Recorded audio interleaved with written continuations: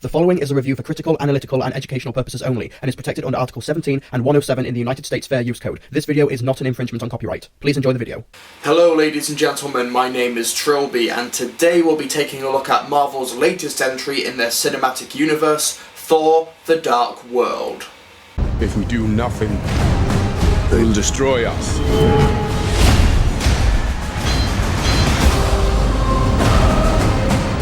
Ask yourself,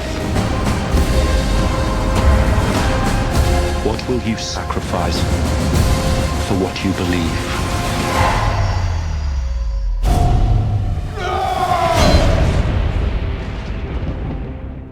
One of my biggest questions after watching Marvel's The Avengers last year was just how are Marvel going to be able to make these individual Avengers interesting again in their own standalone movies after such an incredible and popular blockbuster. They were able to prove that they are in fact capable of telling great stories again with Iron Man 3, and can they do the exact same thing with Thor: The Dark World? Let's find out. The original Thor in 2010 was a really solid blockbuster. It had its flaws, but with its unique production values, great cast, and inspired decision to have Shakespearean veteran Kenneth Branagh in the director's chair, really paid off to result in one of the more unique comic book adaptations in recent memory. Incidentally, if you want to know my thoughts on the original Thor or any other Marvel Phase 1 movie, then be sure to go into the description below, as I did reviews for all of those movies on geekvision.tv, so be sure to check those out.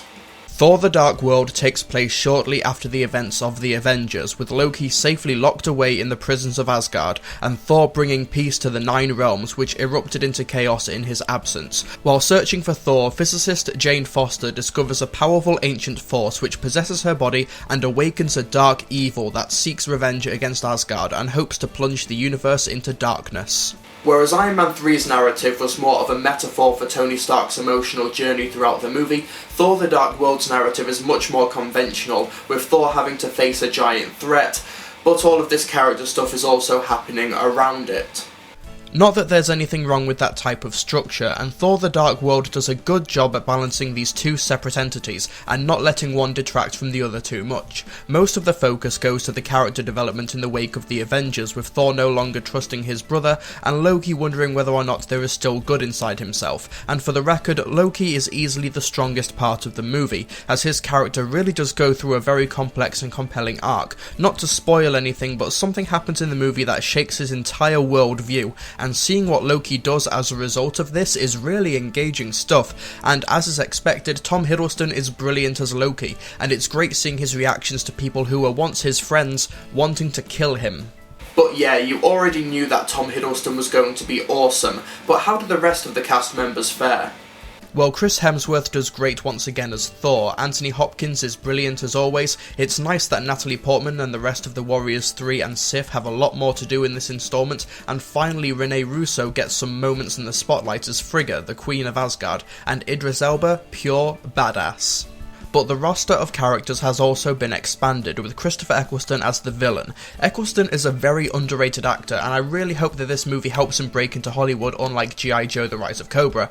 I just wish that his character, Malekith the Accursed, had a lot more to do. Don't get me wrong, Eccleston is brilliant in the role, but the script doesn't really give him much material to work with. He's a very no-nonsense kind of villain, and while Eccleston gave the character a very memorable presence, it's entirely his own doing, but he does come across as a legitimate threat, and when your hero is literally an immortal god of thunder, then that's an accomplishment at least. And while Malekith's henchmen are similar to the Chitauri in the Avengers, as in they're mainly memorable by their sheer numbers as opposed to their traits, one of the henchmen, played by Mr.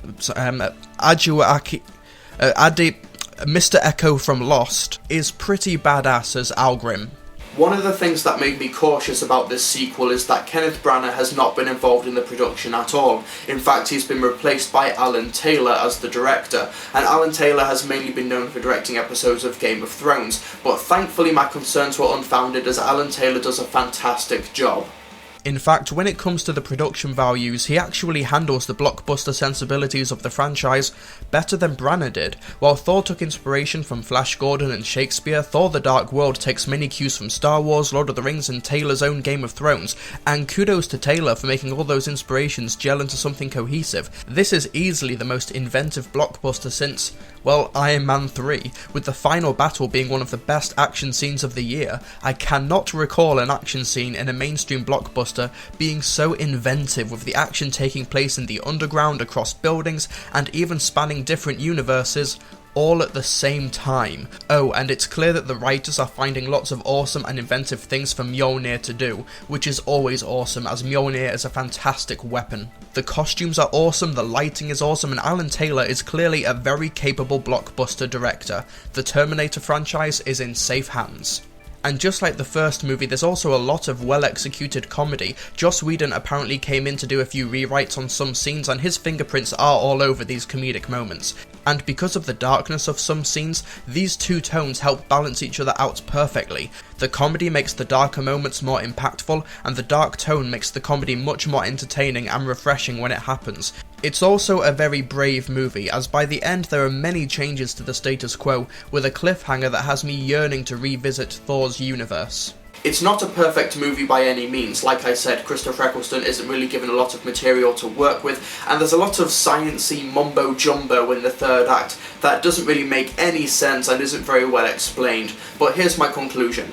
Thor the Dark World is the best kind of blockbuster. It's well written, with great production values, a sense of fun, but it also has a brain in its head. It's a smart movie for those invested in the series, as it shakes up the status quo, and taking the characters into unexplored directions makes for a very engaging installment in the Marvel Cinematic Universe. I can't recommend you see it if you haven't seen Thor or The Avengers, but you should see those movies anyway because they're awesome, and if you didn't like those movies, then you are probably not interested in Thor the Dark World.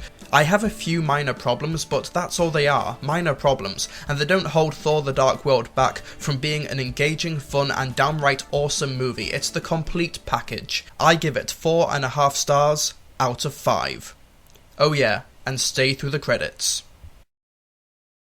So there you go, Thor the Dark World is a brilliant blockbuster, and I highly recommend it. And while the trailer for Captain America the Winter Soldier slightly deflated my expectations a bit, I will still be first in line whenever Marvel has a new movie in theatres, and I can't wait to revisit Thor's universe. And it's snowing and it's bright as hell outside. So what did you think of Thor the Dark World? Did you like it? Did you dislike it? Whatever your thoughts, let me know in the comment section below. And if you have yet to see Thor the Dark World, then go out and see it, come back and let me know what you thought in the comment section. And if you could like this video and subscribe to my channel for more movie reviews and updates, then that would be great. I'll see you guys next time.